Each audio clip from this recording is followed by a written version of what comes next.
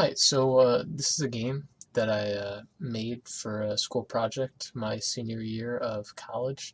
And the reason why I wanted to do a game was because when it comes to coding in computer science, it's very different in a lot of ways, and you can do a lot of things with it.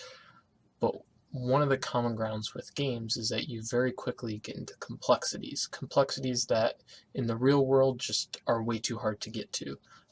There's so much in the way before you get to those. It's not something you can do in a semester.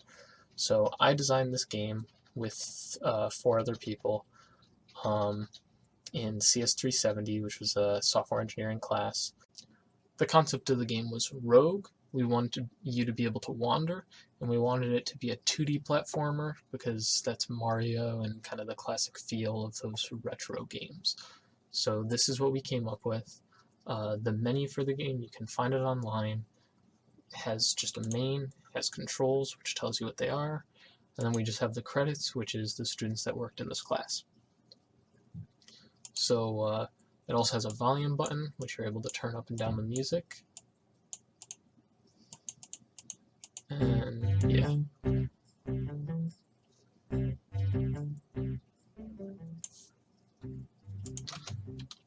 So if we start playing the game, you'll notice you collect coins, you get points, you can shoot at the enemy.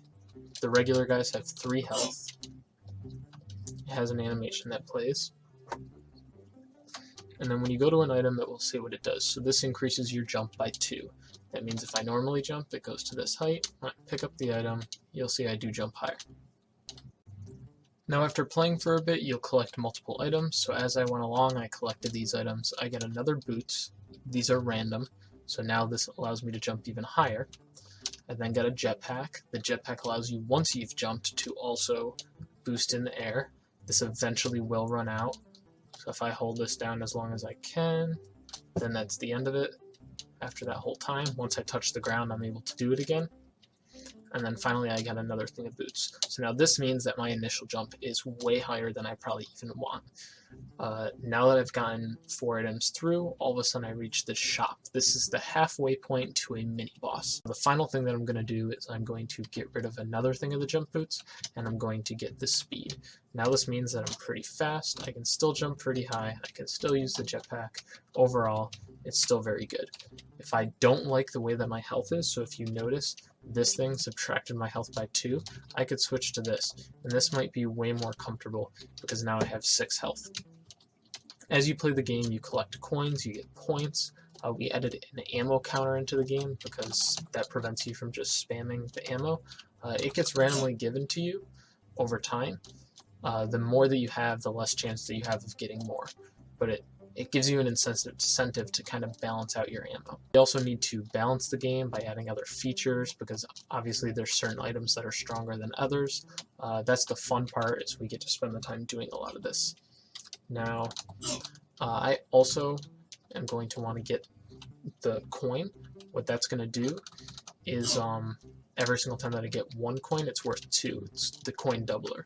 And so that will allow me to rack up points pretty quickly. I've now reached the mini boss. So I fall into this pit and I play against this guy. He will shoot at me. I have to dodge him. And he in total has 5 health. Notice I had to wait for my ammo to come back. I might be able to fly back up to normal level. Yep, so that's the advantage of having the jetpack and having some boots, is that you can switch between them.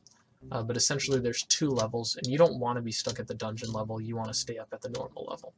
The boss himself is surrounded by 2 mini-bosses, so it's a combination of both of them.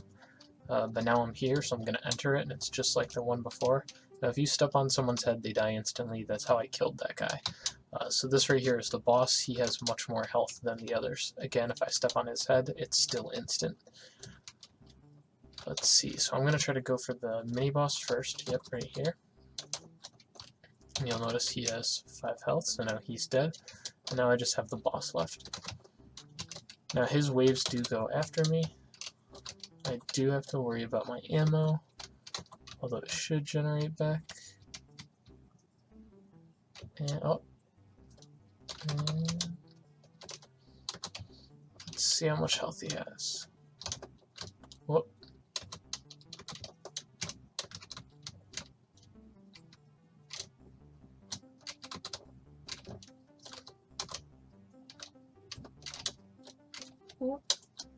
Uh-oh, he got me on a double. So it's a good thing I got my health up.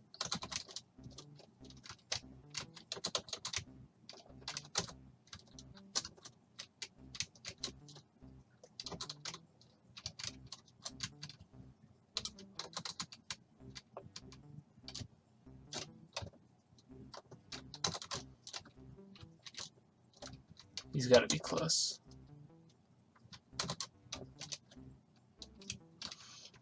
Alright, I got this. Alright, so yeah, so that was the game. Thanks for watching. I hope you enjoyed. And if you want to play it, again, the link is on the bottom. If you want to contribute towards it, I'm more than happy working on this game and developing new ideas. And one of the things is the movement on the game. That is nowhere near what we want. We more wanted the terrain generation, the fact that you kind of progress through. This is endless. You can keep going for hours. It never ends. And every single time that you play, it's random. So if there's anything about this game that interests you, anything about this game that you want to add on, just contact me. You can join the Discord.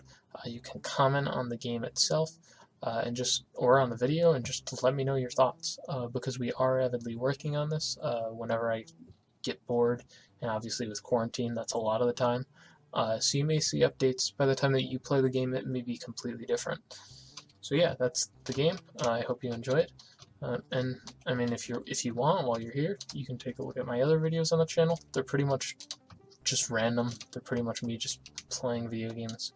But yeah, thanks for watching, and take care.